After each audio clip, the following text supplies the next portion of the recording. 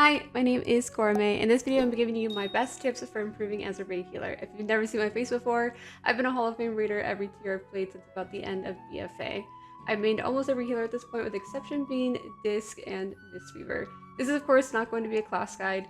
I'm going to be giving you some kind of like broad tips for improving as a raid healer, which includes things like philosophy, looking at logs, and planning out CDs. So before I get into the tips, the first thing I want to get out of the way is talking about healing parsing. So healing parsing is a lot different from DPS parsing, and the main reason for that is because how much there is to heal is a finite resource. Most of the times with DPS, there's always something to hit. As a healer, there is not always something to heal, and the amount that there is to heal is dependent on a lot of factors. The two main ones being how good your raid is at not just avoiding mechanics, but performing certain mechanics, and also how good the rest of your healers are at also doing healing. For this reason, usually what happens is there's always a healer that's going to play like what you could call like first fiddle. They're pressing their CDs first, they're getting all the good healing, the easy healing, and also there's going to be other healers that have to play like second fiddle, because the name of the game, especially in this expansion and kind of in Dragonflight, is that every single damage event is so spiky that what you want to do is you just want to assign a healing CD in order to cover it. What this results in is, in the past, damage would be a lot more static and there weren't as many healing CDs, and so you would kind of just like actually press your healing buttons to heal them. Now what happens is the damage is so spiky you can't live unless you have a big healing CD, and every single healer has like 5 different CDs on short cooldowns, and so that's just what you're doing, and it kind of makes the ups and downs between healing parsing bigger than before. That wasn't the main thing of what I wanted to say. What I wanted to say for the most part was this is not a guide to heal parsing. Heal parsing does have some importance because it does like showcase your ability to actually play your class if you're able to do healing parsing, but I do not want you to think that the success of you as a raid healer has anything to do with your parses. The success of you as a raid healer, and like not just like you as raid healer, but your raid team, is not letting anybody die to damage that could have been healed through. On that same note, the first thing I'm going to be talking to you guys about is planning your CDs. Especially in the War Within, with how the damage profiles and the healers themselves are designed right now, it seems like everything is very CD dependent. So I'm going to talk to you guys about how before every single fight, the best thing you can do is to look at other logs and figure out where your CD should go, and I'm going to talk to you about the easiest ways to do that. As far as blending out CDs for boss fights, the easiest recommendation that I could give you is to use this site called lorgs.io. So what it does is it basically maps out all of the major healing CDs for your class based on top logs for that fight. This is the easiest way to do it if you're just concerned with yourself. If you really just want to like do the most HOs for yourself, if that's the thing you care about, then you could go ahead and just select your own class, and then you can select the fight, and you can look at the top logs and see where their timings are, and you can basically yoink those timings, and I'll get into how you can implement that in a second. The other option is, and the probably better option in my opinion, is to, instead of just looking at your own spec, is to go down to where the comp is, select the 4 different healers that you have, and then pull up top logs for that and look at that. So this isn't always the most ideal thing if you are in a guild that's not actually assigning and planning out CDs between your healers. Obviously, if you're doing this, you're going to have a much better time during prog, but I understand most guilds aren't going to do this, and most people are stubborn and they want to play their own way. Completely understandable, but if you do it this way, this will give you an idea of where your class is pressing CDs in response to where the other classes that you are playing with were pressing their CDs. Because the problem is, if every single one of your healers goes and use lorgs.io and they use the best healing parsing log from their class, what's going to happen is all of you are going to look at, let's look Olgrax the Devourer. The first Venom Lash is going to go out, and like your Druid is going to press Drink, your Preservation Evoker is going to press like Rewind or Emerald Communion, and then you're going to use like every single big CD that you possibly can on the first big damage instance, because that's what that person is doing in order to have the top parse, is they're pressing their biggest healing CD on the first big damage event that they can to get on CD as fast as possible so they get as many uses during the fight. And this is going to create a problem for you on every single progress fight. So I would instead suggest probably looking at the ones where they have a similar healing comp to you, and also any like CDs that you take from this, that's just your starting point. You start off with those CDs, you see where they work, you kind of get in the head of the person who was doing this fight before and progged it already. You see like, oh, that's why they decided to use this CD here, because of this movement, so they can't use this other CD. yada yada yada. It'll make your prog a lot smoother just knowing where your CDs are going to be best. But that is only your starting point, and you will have to move around your CDs depending on where you are missing healing from your other healers. Bouncing off that, the other thing I want to mention that I see a lot of new raid healers and even some experienced ones doing a lot is moving around your CDs constantly, and this is going to help you not do that. One of the biggest problems that guilds face when they're progging like as like a healing team is that the healers are constantly moving around their CDs. So you decide to press like I'm press revival here at this first damage instance, you're like, oh no, somebody else is pressing like trank there, so I'm moving to the third. But that druid also decided to move their trank because you were revivaling over their trank, and so you both move it, and then one of you moves it back, and then the first person moves it back, and then 3 pulls later, you're all just like switching around your CDs constantly. And since you're all switching them around, it's causing the others to switch it around, and you never really settle on like an equilibrium where you just have like having a damage event cover every single CD. Again, if you're planning your CDs ahead of time, this won't happen, but I know the most guilds that's just not realistic.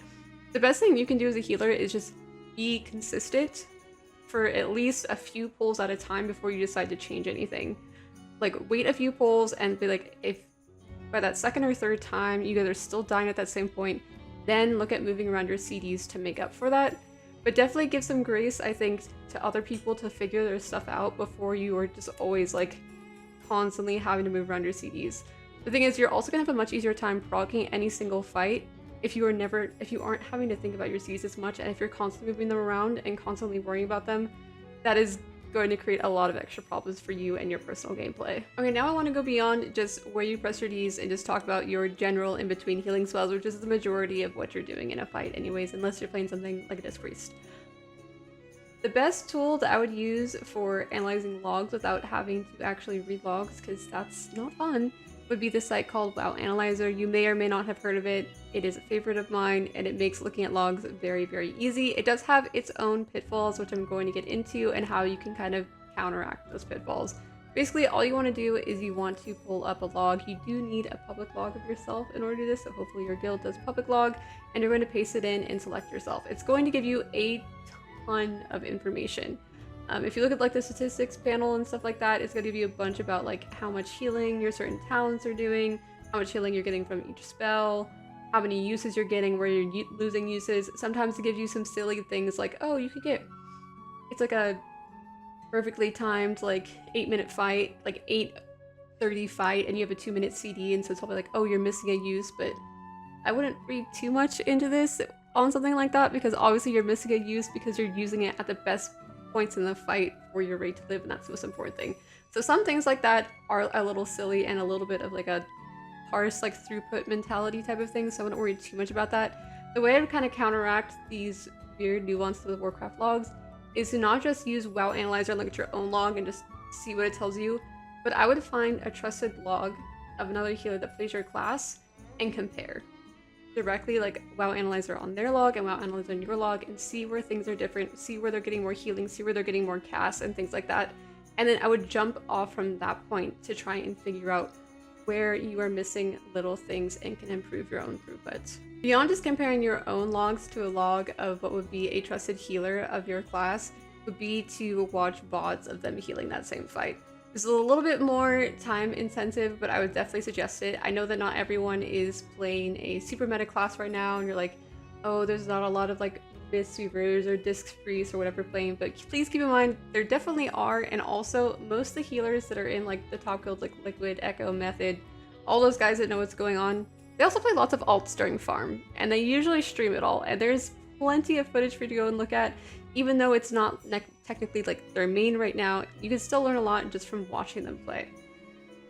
Watch them play, watch their casts, and most of all, the best thing you can do in watching them play is to kind of like question what they're doing and try and get in their mind of like, why are they choosing to use that CD here even though it's not doing that much and stuff like that.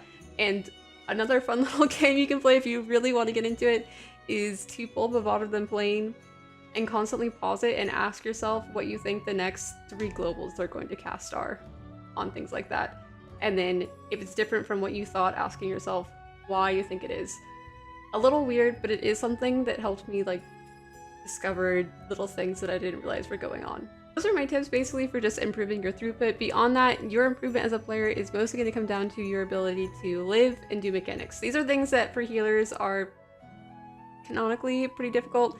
Healing is considered one of the hardest, if not the hardest, job in the raid. And just to give you an example, most guilds, when they are looking at prospective healers, and I mean like the top guilds, when they're looking at prospective healers, the first thing they're looking at is definitely not healing parsing. One of the first things they do is they're going to go to your prog logs, and they're going to look at, and they're going to set it to like ignore events after 4 deaths or whatever. And then they're going to look at the deaths of the total raid. Now, if the healer that you're looking at is in the middle of those deaths, that healer has already basically passed the first test. Meaning, the thing that top raiders care about the most is just finding a healer that can live. Especially on something like disc freeze and those like healers that are like immobile and kind of squishy. Them being able to live is the most important and the first thing they're going to look at, because that's the thing that's going to make their prog the most consistent. So outside of just improving your throughput, the best thing you can do as a healer most of the time is just to live and to focus on living and prioritize yourself living and not being like super risky with your gameplay as much as you can. I know that's kind of some weird advice, and it's some advice that I struggle with myself sometimes, but it's a good reminder, especially if you're someone who's actually like really trying to climb. Your ability to constantly be the one that is like not constantly dying, the last healer alive, is going to shine so much more than anything else. I'll note before I end this video, one of the best ways to make sure that you are living everything and able to do that is by streamlining your UI. I would highly suggest as a healer that you make your UI as easy to look at as possible, because the reason you're dying and struggling so much is because you're staring at your frames. So if you can do that in a way where you can kind of like glance at your frames and you're not having to stare at your CDs and it's very easy for you to read all the time, you are going to find that you're going to die a lot less than you were before. So that's definitely something you should look into. Anyways, that's all the tips and tricks that I have for you right now. I hope you found this helpful, and goodbye.